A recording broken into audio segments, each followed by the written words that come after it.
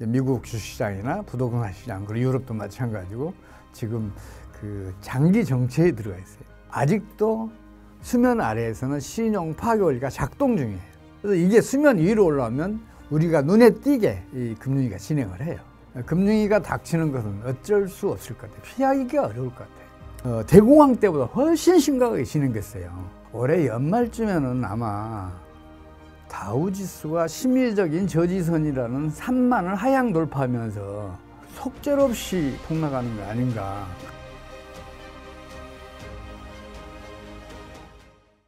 네, 행부 반갑습니다. 오늘은 21세기 경제학 연구소 최용식 소장님 모셨습니다. 선생님 반갑습니다. 요즘 사실 경제가 많이 안 좋아서 소장님께서도 더 할 일이 많아지실 것 같아요. 이 방송에도 풀려나가고 이런 유튜브 채널도 풀려나가고 이제 그렇게 해서 대외 활동은 주로 하고 있습니다. 어떠세요? 소장님께서는 그래도 좀 경제가 사실상 대한민국 국민으로서 좋아지길 바라는데 이게 현실적으로 녹록지 않잖아요. 그럼요. 지금 상황도 어려운데 앞으로가 더 큰 문제예요. 미국하고 유럽에 주식시장은 물론이고 부동산 시장까지 거품이 잔뜩 껴 있어요. 또 이 거품이 낀 게 수요가 시간 이동을 해서 이렇게 그 수요가 배가 되고 그러면서 이제 거품이 이제 형성된 건데, 수요가 시간 이동을 했으니까 어느 특정 시점 가면 수요가 없어지는 때가 오잖아요. 그러면 이제 그 가격이 폭락하거나 장기 정체에 들어가는데, 지금 미국 주식시장이나 부동산 시장, 그리고 유럽도 마찬가지고 지금 그 장기 정체에 들어가 있어요. 이 장기 정체에 들어갔을 경우에는 주식이든 부동산이든 이 통화의 기능을 가지고 있어요. 거래 수단으로도 쓰고 가치 저장 수단으로도 사용되잖아요. 그래서 준화폐라고 불러도 과언이 아닐 정도로 화폐 기능을 가지고 있는데, 이게 거래량이 축소되고 또 가격도 좀 떨어져 있잖아요. 정점보다는 뭐 보통 한 30~40% 떨어져 있으니까. 그래서 경제 내의 유동성이 그만큼 수축되는 효과를 발휘를 해요. 그렇게 되면 이제 신용 파괴율이 작동을 해요. 그래서 신용 승수배만큼 유동성을 축소시키는 그 작용을 하는데, 그동안에 이제 여러 일들이 있었잖아요. 미국 같은 경우에는 올해 3월만 하더라도 실버게이트, 또 퍼스트 리퍼블릭, 시그니처 뭐 등등 뭐 이런 그 은행들이 파산 지경에 연달아 처하고 그랬었잖아요. 그런 것들이 이제 그 금융위기 초기 단계거든요. 근데 당시에 이제 미국이 시적절하게 그 대처를 잘했어요. 사람도 감기에 걸리면 좋은 의사 만나서 즉각적으로 좋은 처방 받으면 그만 낫고 그러잖아요. 그렇죠. 그와 마찬가지로 거기서 쉽게 이제 벗어나긴 했는데, 아직도 수면 아래에서는 신용 파괴 원리가 작동 중이에요. 그래서 이게 수면 위로 올라오면 우리가 눈에 띄게 이 금융위기가 진행을 해요. 이게 얼마나 빠르게 진행될지는 앞으로 이제 정책 대응이 어떤가, 경제 환경이 어떻게 변하는가, 여기에 따라 달려 있지만, 금융위기가 닥치는 것은 어쩔 수 없을 것 같아요. 피하기가 어려울 것 같아요. 아무리 즉각적으로 정책을 잘 대응을 해도 그 금융위기의 위험성을 피하기는 어렵다는 얘기시고. 그러니까 세계 경제를 사실상 이끌고 있는 게 미국 경제잖아요. 경제 정책 이끄는 것도 미국이에요. 근데 미국 정부가 이러지도 저러지도 못할 상황에 점점 그런 늪에 빠지고 있어요. 이게 경제 정책의 주요 그 핵심 수단이 이제 기준금리를 제때에 그 미세 조정을 통해서 경기 변동을 조절하거나 위기에 대응하고 이제 그런 일을 하는데, 그게 지금 기준금리를 올릴 수도 없고 그렇다고 내릴 수도 없는 상황에 점점 말려들고 있어요. 만약에 기준금리를 낮추잖아요. 그러면 달러가 약세를 보이고, 달러가 약세를 보이면 미국 경제에 투자됐던 국제 금융자본들이 환차손을 입어요. 그럼 그 환차손을 피해서 미국 이탈해요. 그럼 미국 내 유동성이 수축되면서 이게 신용 파괴를 작동을 시켜요. 그럼 신용 승수배만큼 통화량을 축소시키는 압력으로 작용을 한단 말이에요. 그러면 경기를 급격하게 하강하면서 금융위기가 본격적으로 터져요. 이건 아주 신속하게 펼쳐질 거예요. 그래서 지금 미국 연준이 기준금리를 사방에서 낮추라고 아우성을 쳐도 못 낮추고 있는 거거든요. 반면에 그렇다 해서 기준금리를 올리잖아요. 그렇지 않아도 지금 국채나 MBS 등 채권 가격이 계속 떨어지고 있잖아요. 지금 뭐 장기채 ETF 같은 경우에는 지금 벌써 50% 이상 하락했으니까, 지금 현 상태에서 기준금리 올려봐요. 어떤 일이 벌어지겠나. 국채 채권 가격 더 폭락할 거 아니에요. 그렇죠. 특히 이제 그와 관련된 파생금융 상품은 이게 레버리지가 통상 20배니까 더 빠르게 폭락한단 말이에요. 그렇게 되면 어느 금융기관인가는 경영수익가 극단적으로 악화되고 그러면 파산 지경에 몰리게 되잖아요. 그러면 뱅크런이 일어나요. 예금 인출 사태가 벌어진단 말이에요. 근데 뱅크런이나 또 파산 사태나 이런 건 또 전염성이 굉장히 뛰어나요. 그래서 금방 인근 은행들로 이렇게 전염이 된단 말이에요. 우리가 3월 달에 이미 겪었잖아요. 근데 그 상황에서 3월 달에는 미국이 예금 전액을 보장하겠다 이렇게 선언해서 뱅크런이 다른 은행으로 전염되는 걸 막아냈어요. 근데 이번은 그게 어려워요. 왜냐하면 예금 보험기금은 1,800억 달러에 불과한데 예금 총액은 20조 달러에 가까워요. 20조 달러를 무슨 돈으로 그걸 예금 전액을 보장을 해요. 그래서 그 정책도 쓰기 어려운 상황이에요. 어떤 파국적인 금융위기가 펼쳐지더라도 미국이 이러지도 저러지도 못할 상황에 말려있다. 저는 그렇게 보고 있거든요. 그래서 금융위기는 필연적으로 터진다. 제가 그렇게 보고 있어요. 그러니까요. 지금 실제로 소장님께서 말씀해 주셨다시피 기준금리를 내리기도 올리기도 참 어려운 상황이기 때문에 이게 어떤 식으로 이를 대처해야 될까 굉장히 또 난해한 입장인 것 같긴 하거든요.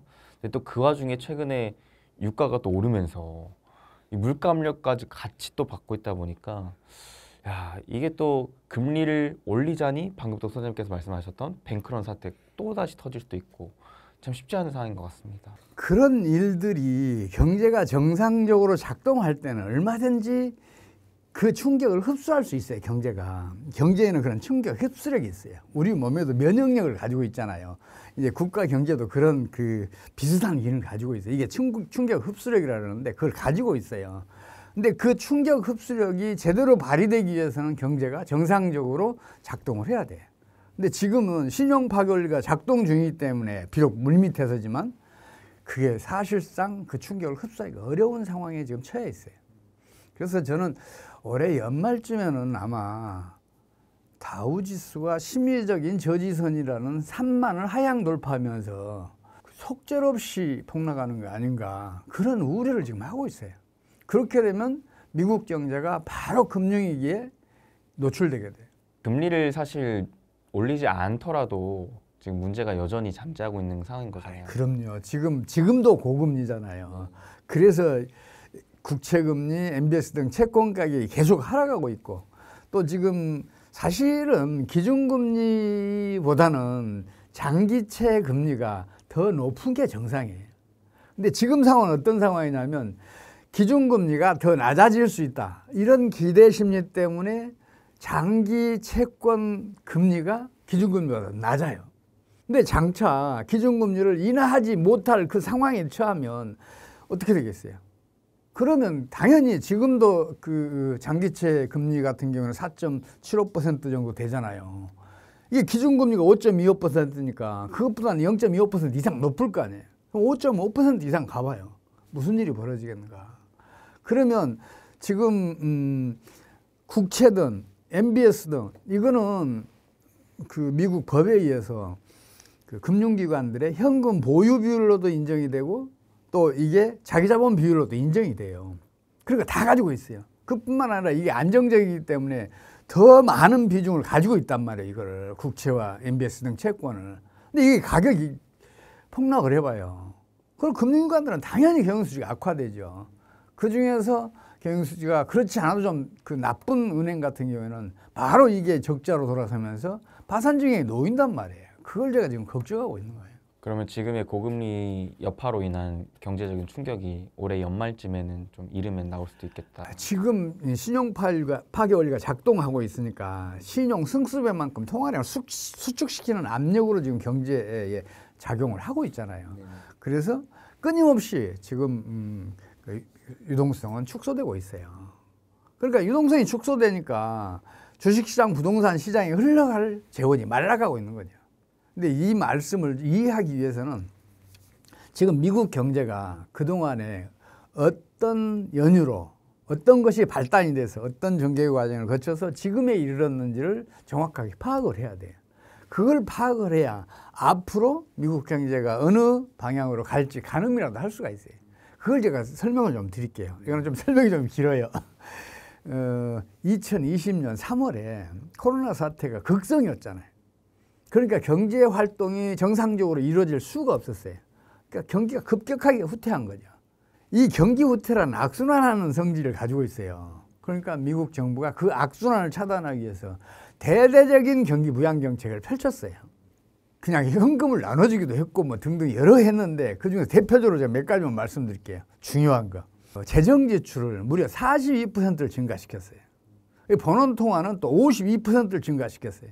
기준금리도 2.5%에서 줄기차게 낮춰서 0.25%까지 낮췄어요. 이렇게 대대적인 경기 부양 정책을 펼쳤음에도 불구하고 2020년에 경기 후퇴를 막아내지 못했어요. 그래서 그 해에 미국이 마이너스 2.8% 성장을 해요. 문제는 그 다음이에요. 대대적인 경기 부양 정책을 펼치니까 경기가 과열되기 시작했어요. 그 다음에. 그래서 2021년도 성장률이 무려 5.9%에 이르게 돼요. 이건 미국 잠재 성장률의 약 2배 정도 되거든요. 그럼 당연히 경기 과열이 일어날 거 아니에요. 이 경기 과열이 일어나면 필연적으로 첫 번째는 물가 불안이 나타나고 두 번째는 국제수지 악화가 나타나요. 미국 소비자 물가 상승률은 꾸준히 상승해서 지난해 상반기 말에는 9.1%까지 올랐잖아요. 근래에 보기 드문 그 높은 상승률이거든요. 경상수지 적자는 2019년 2.2%에서 그 다음에 2.9%로 증가하고 2021년도에는 이게 3.6%까지 증가를 해요. 이 중에서 특히 문제가 되는 게 경상수지 적자예요. 경상수지 적자가 그렇게 커졌다는 얘기는 그만큼의 달러가 미국 외 해외시장으로 유출됐다는 걸 의미하잖아요. 그럼 달러 가치는 당연히 하락할 거 아니에요. 실제로 달러 인덱스는 계속해서 하락했어요. 그러니까 미국에 투자됐던 국제금융자본들이 그 환차손을 피해서 미국을 이탈했어요. 그래서 그때 당시에 이미 금리가 진행을 해요. 그래서 2022년도 상반기 성장률이 1분기에 마이너스 1.6, 또 2분기에 마이너스 0.6%, 두 분기 영상 마이너스 성장을 해요. 이걸 영어로는 리세션이라고 그러잖아요.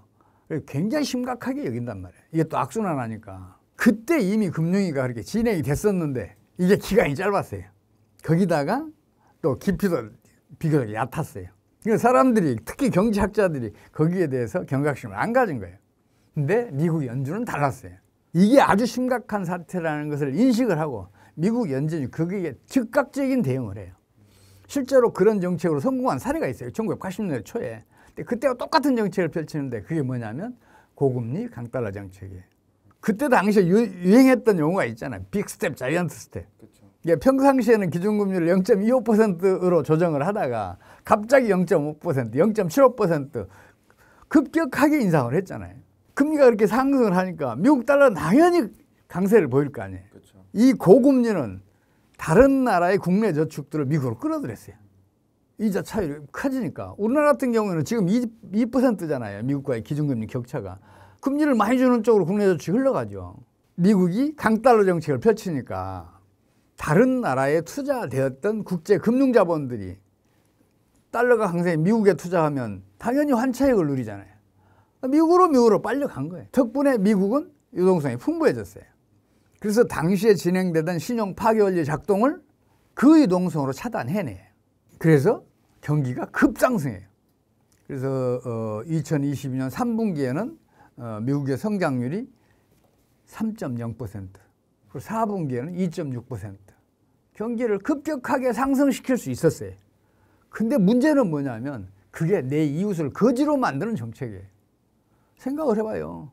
국내 저축 빼앗긴 나라들, 그리고 자기 나라에 그 투자된 국제금융자본들을 빼앗긴 나라들은 어떻게 되겠냐고요. 경상수지가 적자인 나라는 하나같이 외환위기 늪에 빠져들었어요. 경제가 굉장히 심각해진 나라들 많잖아요. 경상수지가 흑자인 나라들은 금융자본을 빼앗겼으니까 유동성이 수축됐어요. 금융위기를 겪게 돼요. 우리나라도 그 피해를 입은 대표적인 나라 중에 하나예요. 우리나라가 지난해 4분기에 그 마이너스 1.6% 성장을 하잖아요. 그 이유가 우리 국내 저축과 국내에 투자된 금융 자본들이 미국으로 빠져나가면서 유동성이 수축되고 거기에 따라 신용 파괴를 작동을 하고 이게 또 금융위기를 일으켜서 그 마이너스 1.6%라는 비극적인 성장률을 기록하게 된 거예요. 근데 사람들이 흔히 그걸 간과를 해요. 우리나라도 비교적 짧게 그걸 극복해내거든요.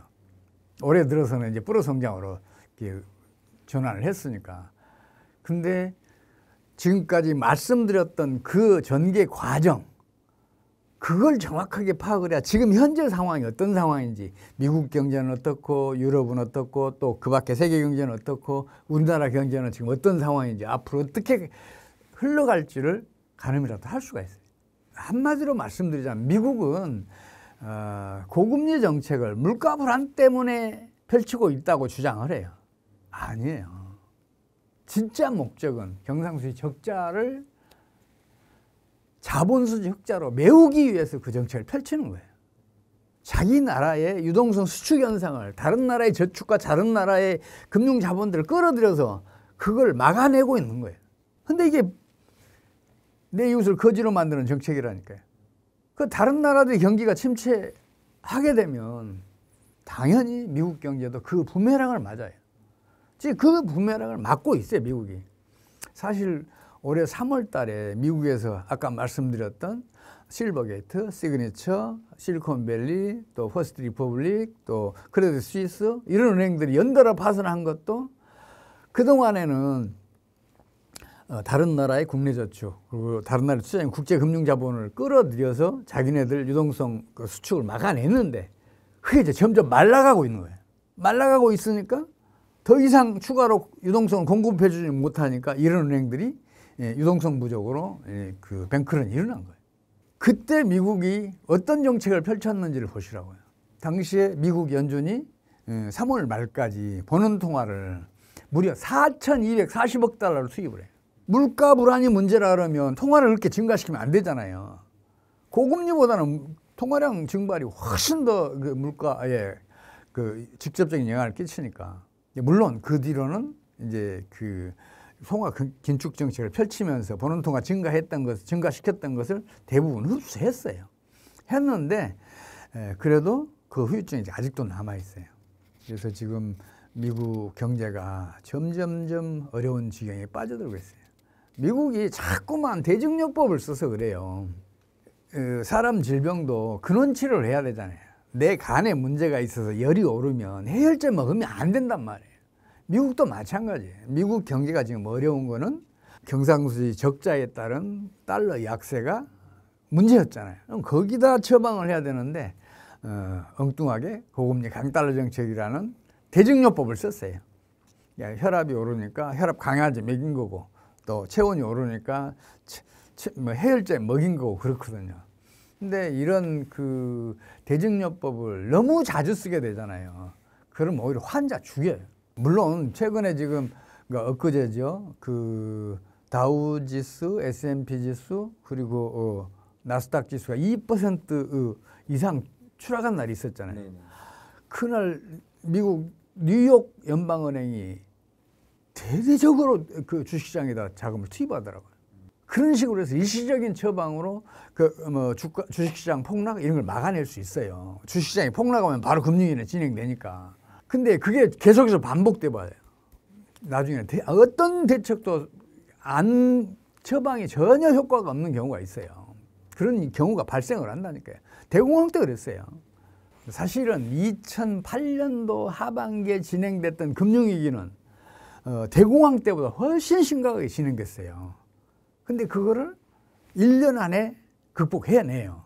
대공황 때는 10년이 걸렸는데 2009년만 마이너스 성장을 하고 그 다음에는 바로 플러스 성장으로 하는데 그때 정책을 참고할 필요가 있어요. 미국이 혼자서는 그걸 처방을 못 해내니까 극복해낼 수 없으니까 G20 국가들 정치 수반들 그리고 재무장관들 중앙은행 총재들 다 불러 모아서 미국이 모범을 보일 테니까 우리 공동으로 같은 정책으로 이 위기를 극복하자 해서 미국이 모범을 보여 실제로. 당시에 버는 통화는 2008년 말에 2배로 증가를 시켜요. 미국이 홀로 그렇게 했다면 미국의 그 국제 경쟁력은 극단적으로 악화됐을 거예요. 근데 다른 나라도 같이 다 그렇게 해요. 그러니까 다 같이 이제 국제 경쟁력이 낮아지니까 큰 문제가 안 일어나요. 그리고 그 다음에는 재정 지출을 무려 8천억 달러를 투입을 해요. 추가로. 그리고 금융시장 구조조정 기금을 7천억 달러를 집어넣어요. 다른 나라도 또 거기에 협조해서 그 비슷한 정책을 펼쳐요. 유럽 중앙은행 같은 경우에는 2008년 말에 버는 통화를 30% 이상 증가를 시켜줘요. 또 기준금리도 계속해서 낮춰주고 또 재정 지출도 대폭 늘려주고 우리나라도 마찬가지로 그랬었고 G20 국가들이 다 협조해서 그렇게 했어요. 그렇게 해서 경제의 악순환을 막아내요. 성장률이 줄어들면 생산이 줄어들잖아요. 이런 악순환을 그 대대적인 부양 정책으로 차단해내요. 이 얘기는 무슨 얘기냐? 국제 공조 체제가 굳혀져 있을 때만 이 정책을 펼칠 수가 있어요. 어느 한 나라만 그 정책을 펼치면 그 나라는 망해요. 국제 수지가 극단적으로 악화돼서 외환위기 늪에 빠져들어요. 외환위기가 다 고갈된다고요. 외환보유고가. 이게 같이 그 정책을 펼치면 같이 국제 경쟁이 낮아지니까 이게 경쟁이 가능한 수준이 되니까 어느 특정 국가가 국제 수지가 악화되는 일이 안 벌어져요. 그래서 국제 공조 체제 구축이 필수적인데 지금은 이게 안 되게 돼 있어요. 미국이 내 이웃을 거지로 만드는 정책을 펼치고 있는데 다른 나라 누가 미국 경제 정책에 협조를 하겠어요? 특히 지금 러시아, 중국, 인도, 브라질 등등은 미국에 대해서 거부 반응이 엄청 강한데 지금 굉장히 심각하다고요.